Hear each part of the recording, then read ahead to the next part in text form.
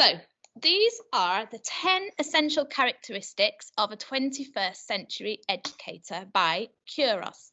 And this is exactly what we want everybody that works at Mayflower or Mount Wise to be when they're a teacher. So obviously we want them to be building good relationships, so your 4 C's. Learner, we want you to be interested in the research and to keep current. Inclusive, so we're looking at all the children. Everything we do, we're always thinking about how this positively impacts all children. Reflective about ourselves as practitioners and about ourselves personally and how that brings the impact into the classroom. We want everybody to be networked because it's amazing how much you learn from others when you widen your scope and you look out there and you see what's working and not working at other schools and the other research and then bring it back. It's so important. To innovate, as Dave said earlier, we really want to give people the opportunities to do what they feel they want to do. They want to innovate. Leaders, well, we're all leaders at Mayflower and Mount Wise. We class everybody as a leader in their own right, for whether it's a subject or phase or class leader, whatever. Storyteller, really important now that there's so much research out there at the moment that goes to tell us that when something is presented in a story format, it resonates with us and we remember it much easier. It's easier for our cognitive load. So therefore we want to become storytellers. Designer, absolutely. Let's design our curriculum, design our class plan, design how we do our daily teaching. Artist, let's bring out the creative side in us. We're not machines and we need to be creative. And when you put this all together, that's what Kuros feels that is a 21st century educator is. So I want you to bear all those 10 essential characteristics in mind. And now I want you to think about how we apply these characteristics to our real life, because it's all very well somebody sat there telling us what we should be, but how on earth are we going to put it into real life at Mayflower and Mount Wise? And so this on the right is called the Pyramid of Influence, and it was designed by Dave and Helen back in 2016, and we've adapted it last year to be more current with current research. And so you might have seen this before because it can be used for our professional development triangles too. And it's basically everything that Kuros said, but put into our version of it. So if you look at the bottom 2 layers, immersing and embedding. So think of yourself, if you were a novice, if you're new to something, then you're spending time immersing your learning. So as a teacher, think about you now on this pyramid. When something is new, for example, this afternoon at Mayflower, we're going to be doing some new PE. So unless you're the PE lead, PE expert, it's very much everybody, we're immersing ourselves in new learning. And therefore, we are dependent. So we're dependent on our teams. We need, just like we would with the children, we need to, not physically, but metaphorically, take them by the hand, and we need to guide each other and work together, which is where the very much the Mayflower Together We Can, Believe You Can, all comes together. And so we're immersing. And then once we've started to immerse, we're becoming a little bit more confident in our teaching, we're becoming to embed. So for example, if you're an NQT or this year an ECT, then you're very much in the stages of immersing. You're taking everything in, all the new learning in. Think of it on the continuum of novice to expert, which is a continuum. It's not a straight line. So then we're moving up. So when we're on to like number 3 and number 4, we're becoming more independent in ourselves as leaders at school, as educators. And so we're getting the confidence behind us to be able to tweak how we want to do things in school, how we want to teach. It's all very well reading all the evidence, but sometimes we need to tweak it to fit to our classroom and our pedagogy. So that would be a number 3, where you're designing how you teach, what you teach, and you're constantly developing it. So at no point on this pyramid is anybody a true expert know-it-all, if you know what I mean. It's we're always designing, we're always developing, you're becoming more independent in your own learning. Which then leads on to number 4, where you are quite independent now, so you're able to quality assure your work, and you're able to quality assure the work of your teams. So for example, if somebody brought in something new for reading, I could work with them and quality assure what they were doing and make any tweaks, and we would obviously do our praise and our enhancements, respond, measure and share, and we would use that to quality assure as a team. It's the next step in our leadership journey, in our way of being a full 21st century educator. And scale, that means moving from working just within your classroom to working within your school, to then working across the school, to then really scaling it up. So as we often say, to move beyond your postcode, to get it out there, put Plymouth on the map and to get out there, which then leads on to the last stage of what Covey says, which is interdependence. So interdependence means you're now out there, you're influencing and you're networking, you're a real innovator, and you're starting to make changes. You're making changes to your local school, but you're also making changes regionally and nationally, perhaps internationally too. You're influencing and you're networking. You're becoming very confident in your teaching and your leading, which is where we really want everybody to be. And to be able to get up to the top of the pyramid, to the number 5, to be interdependent, then you need to look back at what Kuros says are the 4 effective characteristics and think carefully about which area you need to develop, or we need to develop as a team. So then moving on from that, this breaks this down a little bit further. So how on earth are we supposed to move up this pyramid?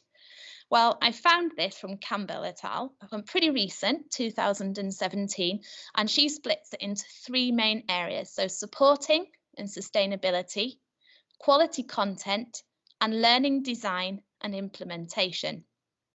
So if you look at quality content first, evidence informed. So everything that we do should now be evidence informed. It's not so much opinion based anymore. We're moving away from this is how we've always done it.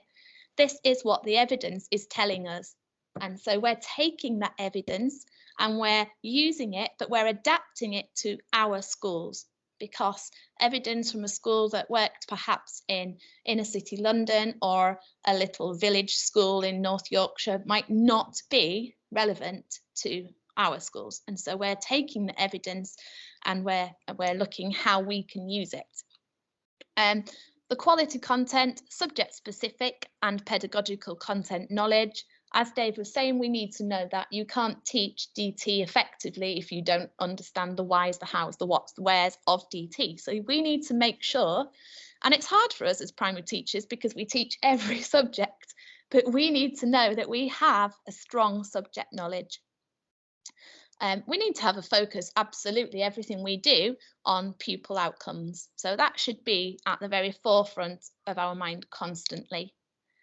And how to get that? So we need to look at a balance of teacher voice and system coherence. So we need to, your opinion matters to us, which is why we do lots of polls, Yammer polls, lots of teacher voice, etc., because what you say does matter and you're very much an influence.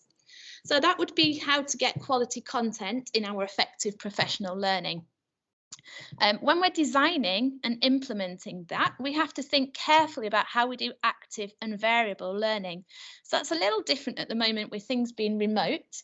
But normally, if you have your insets and your CPD sessions, we try to make them as active and as involving as many people as we possibly can. Collaborative learning experiences, we know we work better as a team. We're not an island, we're not by ourselves. Our ethos at both schools is very much about working together. Knowledge, we need to have that knowledge. You need to be reading the research, you need to be keeping yourselves current and up to date. And job empowered learning, so why do we do what we do? What makes you tick? What gives you the drive to get up in the morning and come to work with the children and make a difference?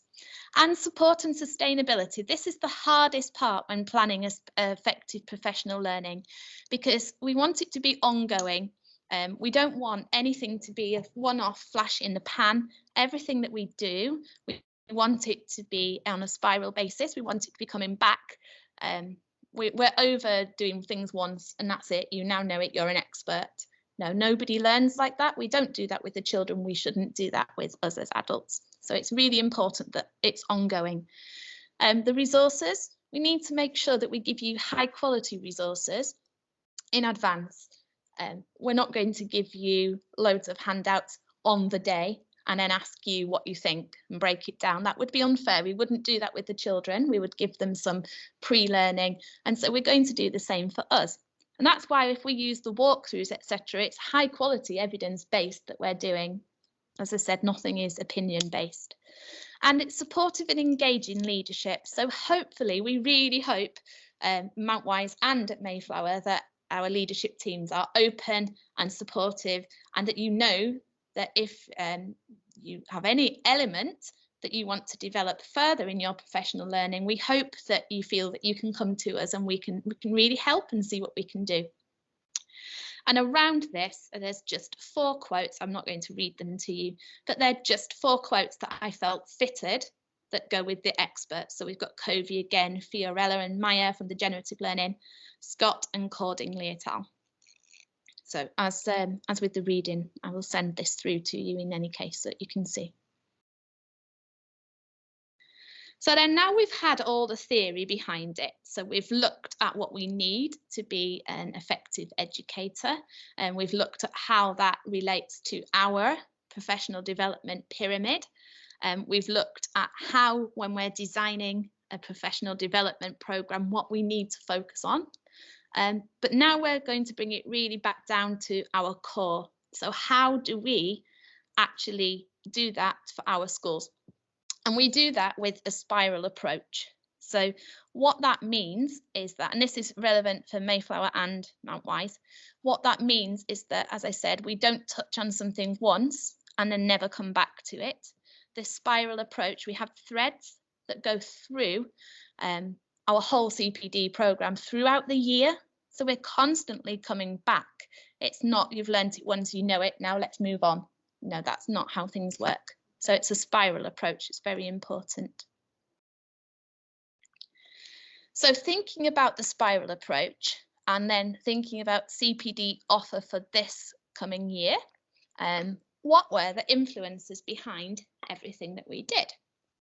So how did we plan what on earth we're going to do this coming year? So very much as Dave was talking about earlier, Trivium is a major part to this, but we're not, as Dave was saying, we're not a Trivium. We're not Trivium schools, but we take this, we take the research from Trivium and we use it to influence everything that we do. So everything throughout this CPD package will be based on modelling, so recall, question and exploring, and then how we declare and we share, which we started to do in this past academic year, and we kind of dipped our feet in to see a little bit about how we can declare and share, and now we know what works well, what we need to develop, and we can do the changes further. So Trivium is throughout. That's kind of like the golden thread. And Trivium, if you combine that with the project-based learning, so project-based learning is important to have in here because that is the creative side of our learning. That ties everything we do together. It makes it real and it brings us out. Remember, this is the time when you can innovate, you can design, you can be the artist. It's the creative side of that. And tying that together with Trivium is the perfect balance. So those 2 areas very much influenced our CPD package. Obviously, staff professional development requests. So I know that Rosalind has hers from Mount Wise that has affected Mount Wise's CPD package, and I sent out Yammer polls throughout our last CPD practice for Mayflower, and I've really looked at those carefully and we've studied them and we've designed the next package based as much as we can on Teacher Voice. National and global agendas, we always have to put those in. There's no choice really, that is a must, so we have to go with that. Evidence-informed practice, as I said earlier, everything that we do is evidence-based, and we take it and we change it to how we need to without deviating off the scheme. We need to keep fidelity to the research as much as possible. So I've put the EEF because I'm sure you all know they're so current and they're really out there. They're producing the most amazing guidance documents continuously. But there's TDT, which is the Teacher Development Trust, and I keep a close eye on them. And I've noticed that over Twitter, they're becoming stronger and stronger, and they're really getting the experts in, and they're working with them to do research, and then they're presenting it and writing books and blogs, and it's just a really good one to keep an eye on. So Teacher Development Trust. And then finally, the one at the end, pupil outcomes, is obviously the most important one. It influences everything that we do. There's no point going off researching some different things if it's not relevant to our children and our community and our circumstances. So those are the influences. So just really going back to this, so what is Trivium? So when we're talking about how does Trivium affect us in our schools, down the right hand side you can see I've put the spiral to remind everybody that it's continuous. Trivium and project-based learning are the influences, and that little yellow squiggle is a golden thread because the golden thread goes throughout the spiral, and everything we do is Trivium and project-based learning based. So what is Trivium? These are the official Trivium words by Robinson in 2013, and he talks about grammar, dialectic and rhetoric. So what we've done, we've taken that evidence and we've put a Mayflower / Mount Wise twist on it. And these are the leader models by Dave Samuels, 2016, and we now call them modelling. Sometimes we call it recall, but modelling, question and exploring, and declaring and sharing. And so that's, as teachers, that's what we expect the children to be doing as they're learning, and that's what we're going to do for our CPD. So throughout the CPD, we're going to be modelling, question and exploring, and declaring and sharing. So if you just look at these icons now, and just make a mental note of which icon goes with which word, because you'll need these later. So then we're back to that continuum. We're back to the pyramid of learning, a pyramid of influence, and we're going to break down each part of the Trivium and think about how, as pupils and us as teachers, that it fits for both. So if we look at the model and we start at the bottom of each list where it says novice / pupil. So a novice teacher or a novice pupil, somebody new to their learning, needs to spend time comparing, contrasting, attending to their learning and immersion. So if you're new to something that we're talking about in CPD, you need to really immerse yourself. You need to go out and read what we're suggesting that you read, or watch the podcast or anything like that. No, watch the videos on the video library that we've created. So that would be your immersion. And then as you're moving up, you're becoming more expert. You share the high level success stories. So you tell us what works. Think about your wider network. You define, and you're becoming more confident in your instruction. And that would be how Trivium applies to modelling for novice through to expert for pupils and for teachers. Question and exploring, same again, start at the bottom with the novice.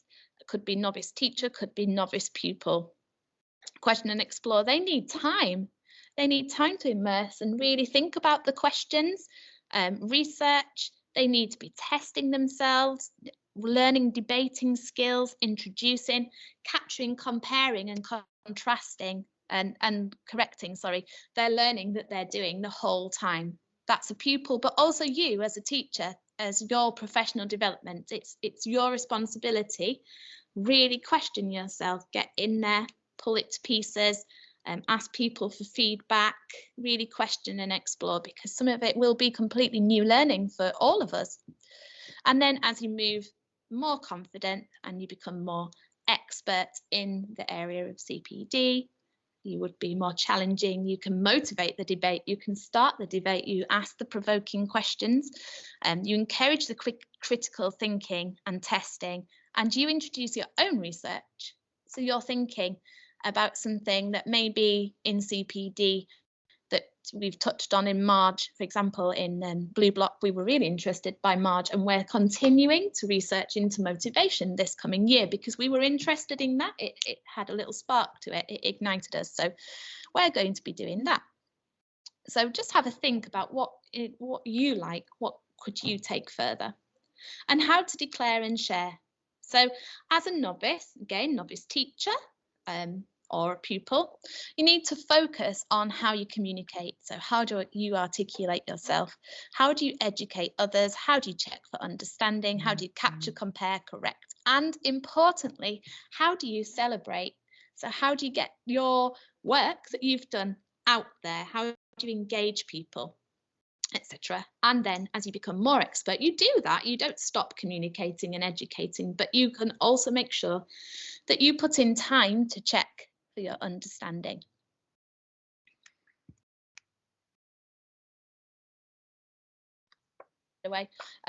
These are the feedback basically from the Yammer polls that you did last time through CPD. So these are the areas that Mayflower staff feel quite confident in their teaching. Just let you have a quick look at that.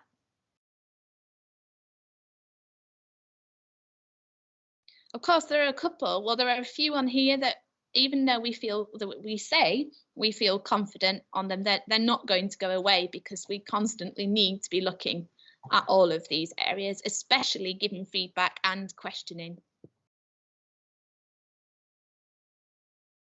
So these are the areas from the poll that we felt at Mayflower that we needed to have a little bit more time going on it. So metacognition means being able to encourage the children to articulate.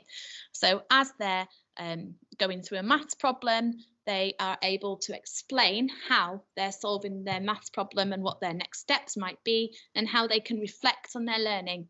So staff at Mayflower felt that we needed to work on that a little bit more. Planning and sequencing of learning. Staff felt that they would like to have more time given over to the planning and sequencing. Attending to learning, which goes back really to our 4 C's, talking about motivation and attending again. This was interesting, creating a climate of high challenge and high trust. So that is based on Mary Myatt and her work. It's pitching to the top. So it's making sure that we personalise our learning, that we're not differentiating into 3, bottom, middle, top. We are personalising and we are pitching to the top. We have high expectations for every single child at our school. Learner motivation. Obviously, we touched on that a little bit last year, but that is quite a big thing that's out there at the moment, CPD wise. Pupil emotional well-being, well, that always should come first, basically, and we need some more training on that. And I've spoken to Nathan, and we will be getting some amazing training coming up soon. And this was a really big result, that teachers wanted a lot more time for the subject-specific CPD, which is fair enough, isn't it? Because as I said, we're teaching everything, and so to be able to teach it would be good to hear from subject leaders. So now I just want you to think and try and keep in mind these colours. So we're going to split our professional development into 4 strands. So green always reflects our pedagogy, our Mayflower pedagogy. So how do we teach and learn at Mayflower? Subject leadership will always be shown in grey. Curriculum will always be shown in this pinky colour. And a new thread this year is career development, which will be shown in a blue colour, because as Helen was saying earlier, I think it was Helen, or maybe it was Sarah's talk, when they were talking about their AIPs, they were saying about how we're going to look at every single person from ECTs, which are the new NQTs, through to senior established teachers. So everybody's entitled to career development path, like a flight pathway. So when we look at pedagogy, just breaking this down, this means that we're looking at our evidence-informed research. So we're taking the research and we're looking how it fits with us. Then we're using our own school pedagogy because we're quite unique in how we do our teaching, learning and assessment, and it's really important that we can understand that. We're going to have time in our phases to break down and look at how we do teaching, learning and assessment in classes and teams, and then of course your own research. So think about the pyramid, how we're trying to climb up the pyramid. We need to be looking at our own research now. And subject leadership. So this is relevant to actually majority of us here, because most of us will be doing some training of others at some point this academic year. So we're going to do that because we all need to increase our subject knowledge. It needs to be bang up to date subject knowledge for every subject. That then helps us to shape our curriculum. It then helps us as leaders to quality assure and monitor and training of others. So we're going to use this time, these grey areas that you'll see on the timetable in a moment will always be subject leadership sessions. Then we're going to go on to the curriculum. So the curriculum is like kind of an overview now. So this would be very much the LAC curriculum as well as our own Mayflower one. So talking about trivium, talking about how everything that we do goes from the modelling to the question and exploring to the declare and sharing. How we're tying this in with project-based learning and how we're encouraging and empowering our pupils to actually project manage their own learning. We're going to do this by taking advice from external experts, and we're really going to try and put ourselves out there. Let's widen that net. Let's get networking and influencing and put Plymouth on the map. Let's get ahead of our postcode, as Dave says. And this is the new strand, so career development.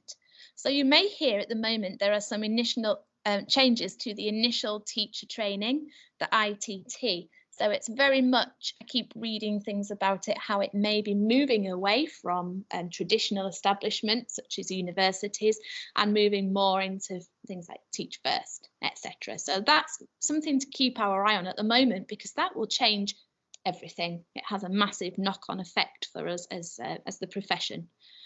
Then this is a new change. So from September, anybody that's moving into teaching in their first year is no longer called an NQT. They're called an ECT, so an early career teacher.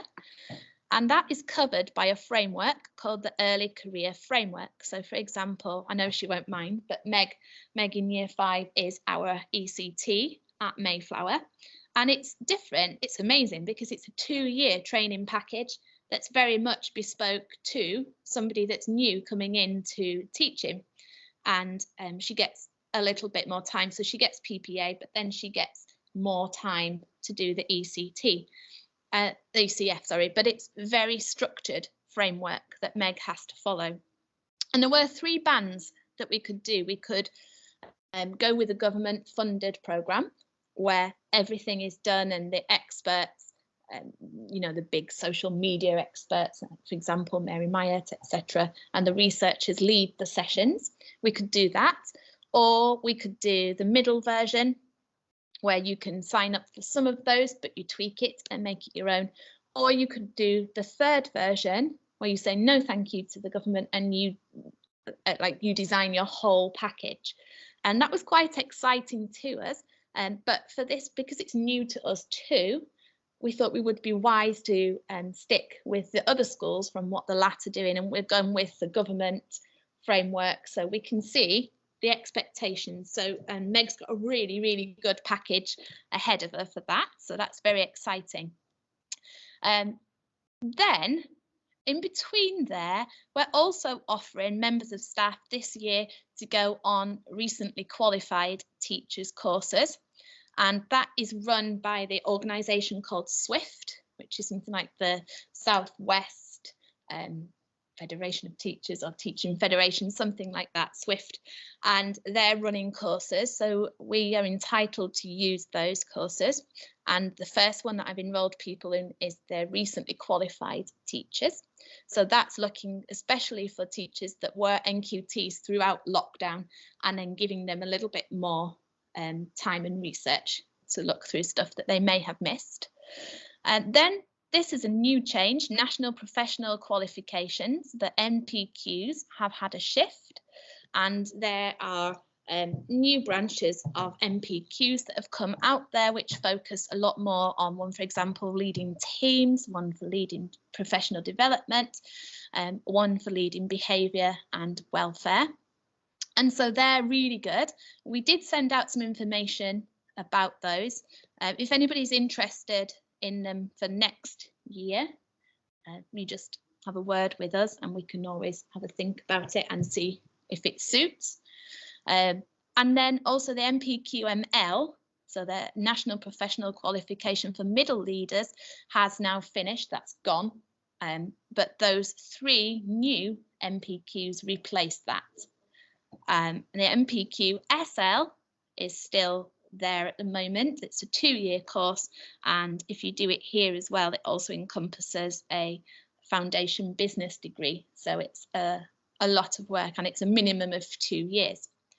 Also, it's just really important to note that if you are offered to, or you're interested in picking up any of these NPQs, the official NPQs, then you are expected to stay at the LAT for at least another year, because obviously they funded the places. So you just have to bear all that in mind. It would be awful if you did it and then left and got a bill. So you just have to bear that in mind. It is a massive commitment. And then, of course, we've got the LAT-wide external training courses. For example, we've got 2 members of staff now that are going on to preparing for middle leadership course, and that's run by Pizza. So there's lots of different courses out there. They are coming up all the time. I'm getting updates constantly from them. I've signed up to all the newsletters because I feel personally it's very important to enable and empower staff as much as we possibly can. So I will let you know if anything comes up. But if you hear of anything, then please come and just have a word with me and we'll have a chat. So then that's all fine, but now we need to think about how we're going to tie everything that I've just spoken about all together. And I just put this nice quote here from Maya because she's really on at the moment about talking about how we really need to do fewer things but in greater depth. And so it's really important that we take a step back and we look at how we're using our time, space, resources and expertise to be able to move from dependent through to interdependent. And so here is our professional development cycle. And the reason that we've chosen to put this slide in is because we want to move away from the mindset that CPD is on a Wednesday afternoon and you have to sit there for an hour and a half and that's what you do for your CPD. Well, it's not. So professional development is never ending, and there's only so much that we can do from school because it's very personal. It's a personal journey as well. But basically, CPD is talked about in leadership meetings, so MALT and the WALT. And then that's brought into whatever we talk about is discussed at phase meetings, which I've put operational there, and I'll tell you why in a moment. Then that feeds into weekly CPD, which is the Wednesday sessions. Now, the reason that phase meetings says operational is because we did this very well last year actually. We've moved away from doing it where, sorry Jane just stuck her head in. We're doing it where we're moving away from having our Wednesday meeting and then somebody saying, oh, can I just remind everybody that next week is blah, blah, blah, blah, blah. So we've moved away. So Wednesdays are a protected time. It's your professional development time. It's very carefully planned. It's not a time for anything operational, any timetabling issues, anything like that is what is discussed in your phase meetings. Then this leads through to weekly PPA. So your PPA session is still part of your professional development, very much so, because everything you're learning, you should then be applying to your teaching, learning and assessment, which is done in your PPA. Then it's the team daily reflection. So whether that be at the end of the day or whenever fits for your phase and your team, it's really important, as Dave has said previously, whether you go through misconceptions of that day ready for the next day, or whether you're looking at how to tweak the planning ready for your PPA sessions, whatever it is, it's really important. And it's a cycle. Again, it never ends. Everything blends into each other. But we just felt it was really important to show this, to move away from thinking that the CPD offer at Mayflower is on a Wednesday. It's not, it's much bigger than that. And so here we are. Now I have put this into the main PowerPoint that Dave has sent through to everybody so that everybody can see. And what I will do is I will email it when this session is finished, and I will print paper copies for you as well. But you can see that the year has been very carefully mapped out. Now, I must say, although it's mapped out, it has to be subject to change because things like to pop up and we have to be adaptable. So remembering that anything green is pedagogy, grey is subject and specific, pink is your curriculum. Now the blue isn't on this, but down the left hand side you can see that that is blue because your personal development is continuously threaded through. But these are your Wednesday sessions.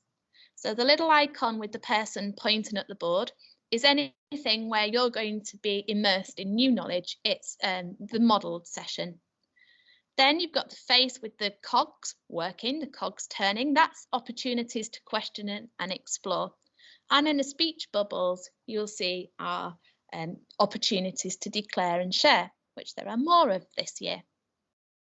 So when we look at autumn 1, you can see very much that it's pretty much pedagogy and a little bit of subject trivium.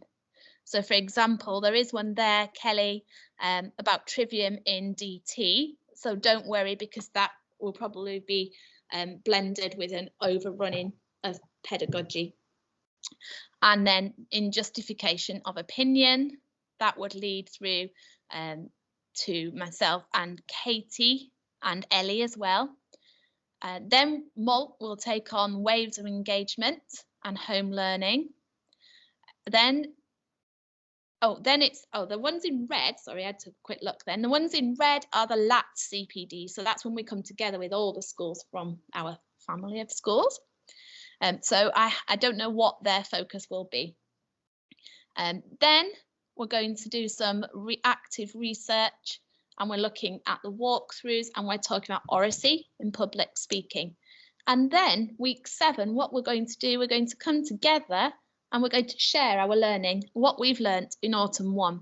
So we're doing like mini shares almost throughout each half term, leading up to a big share, the grand share in summer 6. So autumn 1 basically is all pedagogy based. Moving into autumn 2, we've still got pedagogy because remember it's a spiral, but now we're starting to put in more subjects. So the first session is pedagogy, and then I'm going to do phonics training for everybody. And in maths in phase, sorry, we put that we are going to do a maths moderation during that phase meeting.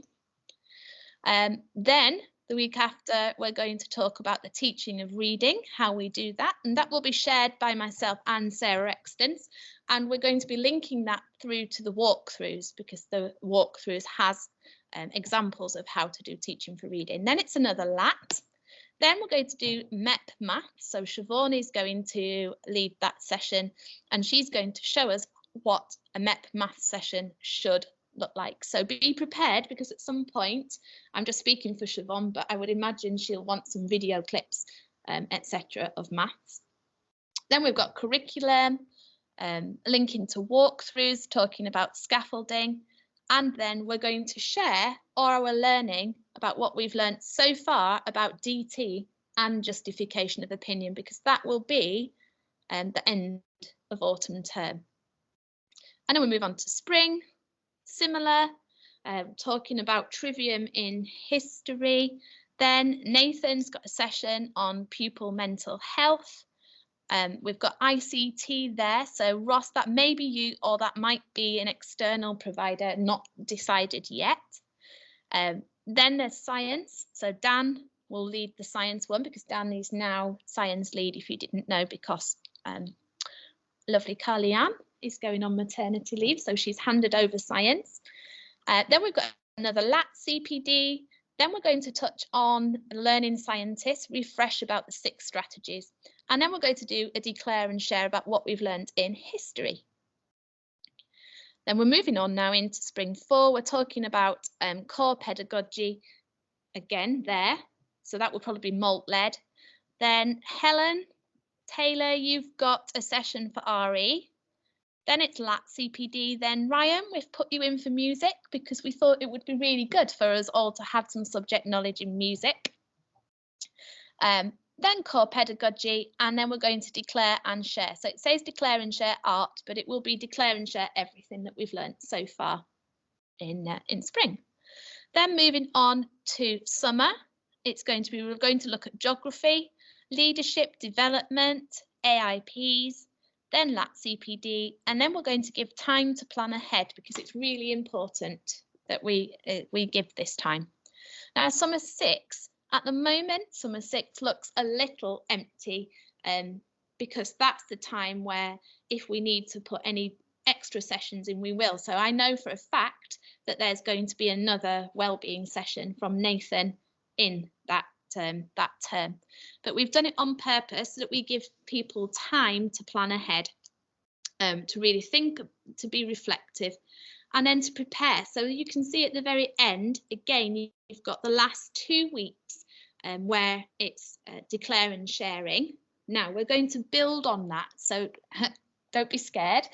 Instead of doing it in phase, the plans are at the moment is that everybody's going to do their own. So you're going to do your own research throughout the whole of this coming year. You can choose which areas. It has to be some of these, obviously, trivium in whatever you want it to be in. And then you're going to choose a platform to present it. So details haven't been finalised yet, because we've still got time to work on things like that. But we're looking at things like, you might want to write a diary, you might want to do a blog, you might want to share your tweets, you might want to do a video, you might want to do a PowerPoint. It will be however you want to do it. So it's personalised to your learning, because at the end of the day, you're accountable for your own professional development. We can guide, but it sounds a bit cheesy, but it's your journey. And so that is what we're going to do. So I know it looks like whoa when you look at it, but you can see it's very much spiral. It's very much trivium based. It's taken in what staff at Mayflower wanted, and we've tried to fit that in as much as we possibly can. And then of course we've got the core LAT CPD running throughout. That is Mount Wiser's, which is similar-ish. So we've also mapped out some pre-reading that we will be giving you in advance. So we're still going to be using the yellow walkthroughs, but we're also moving on to book 2 of the walkthroughs. I know at the moment, if you want to buy your own, I think this is also on offer, especially via Kindle at the moment. I think otherwise it's about $6.99 or something like that to buy.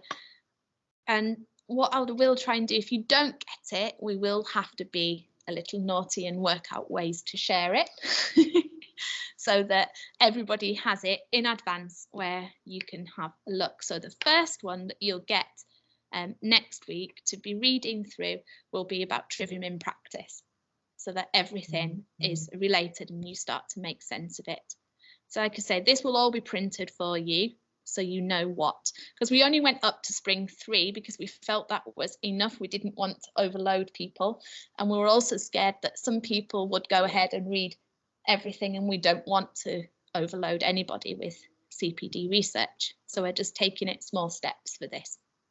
But we really hope that will help. We've also put in some podcasts, which will be your knowledge, different reading here, like from Doug Limov, and some websites. So we're trying to find different ways instead of just constantly giving books to read. And please don't forget that you do actually have the video, YouTube video collection that we created last year for everybody to go through and have a look too.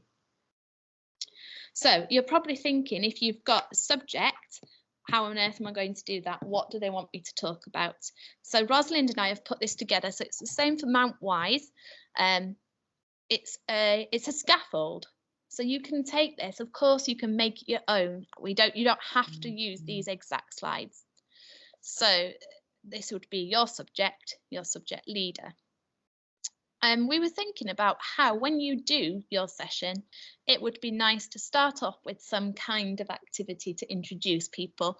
Now, we're not talking about any icebreaker type activities or anything that makes people feel uncomfortable, but we're talking about things like you could do a quiz, you can analyse documents, write down your personal strengths and weaknesses, look at data trends, or quickly summarise short documents. So we're not looking at doing any activities that puts people on the spot, that makes them feel uncomfortable. Then we're talking about how you can support people to talk about how they model and immerse themselves in their subject. So we're breaking that down into the whole part whole, zooming out, zooming in, zooming out, talking about the progression of skills across the subject and progression of knowledge. What are the focuses in your session? So aims and objectives. What will staff know by the end of the session? Misconceptions, anything that's been brought up, how are you going to address those? And then, have you got any examples of good practice that you can share? And your expectations, what are you expecting to see? What are you expecting staff to do for your subject? Then a little bit of scaffolding to help you think about how you're going to question and explore. So looking at the research, making sure that the research is credible for a start. So I would go down an EEF route or TDT route, something like that. Finding the key points and justifying why. Thinking about the 3 triad roles, because always coming back to Mayflower pedagogy, how does the research fit with the triad and your subject? And how are you going to use it to inform the practice? And then to declare and share. So how will support staff get to this step? So if you work with me, because we're going to continue with our bespoke TA package, so you'll need to work with me to make sure that I'm aware of what you want the TAs to be doing. How are you going to support staff in being confident enough to network? So what are you going to do? How are you going to help them? If they've never been on Twitter before, are you going to show them how to go on Twitter? Are you going to give them the links? Let's help each other. And is there a date that anything is expected to be achieved?